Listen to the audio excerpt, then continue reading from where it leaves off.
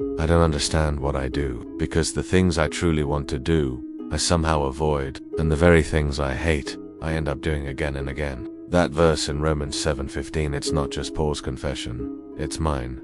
And maybe it's yours too. Because faith doesn't always look like confidence. Sometimes it looks like crying on the floor, begging for a response that never comes. For what I want to do, I do not do, but what I hate, I do. Romans 7:15. Have you ever prayed with all your heart, only to hear silence? Cried until you had nothing left, and still no answer. It's not that you gave up believing in God. It's that something inside you quietly wondered if he ever really heard you at all. Because in our darkest moments, silence becomes the loudest sound. And maybe the most painful prayer we ever whisper is the one we're too afraid to say out loud. God, when I need you the most. But what if God's silence doesn't mean abandonment?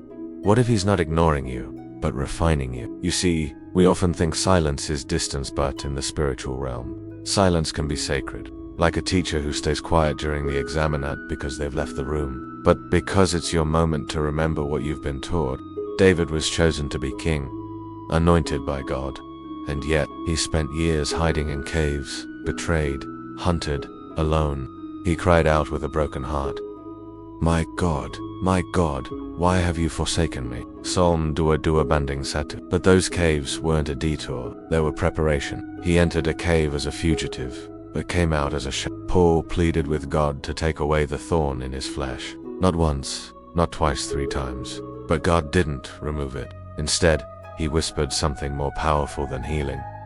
My grace is sufficient for you, for my power is made perfect in weakness. 2 Corinthians 12. Not even Mother Teresa once wrote in her journal, I feel God is silent, I feel rejected, but still, I love him. Her faith wasn't built on feelings, it was built on commitment even when the heavens felt closed. So maybe the silence in your life isn't punishment, maybe it's permission for you to grow deeper, to trust more honestly, to love more freely. Because silence, when surrendered, can become a sanctuary. Here are 5 truths to remember when God feels silent, but deep anchors for your soul.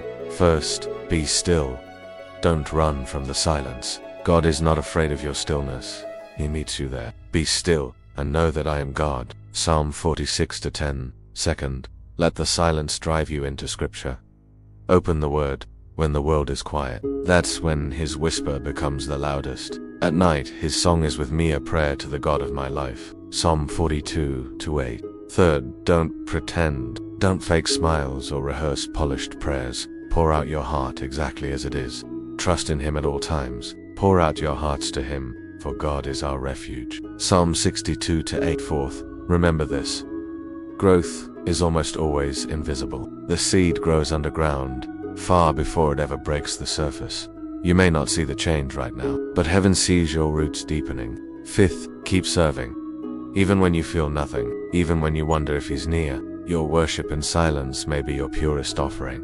These trials will show that your faith is genuine, more precious than gold. 1 Peter 1-7. So if you're in the cave, or in the quiet, remember, God is not absent. He is trusting you with silence, trusting that you'll lean in, not walk away. And if this spoke to you today, pause. Take a breath, whisper a prayer, or write in the comments, here's what God taught me. In the silence, because your words, yes, your words may be the comfort someone else is praying for tonight.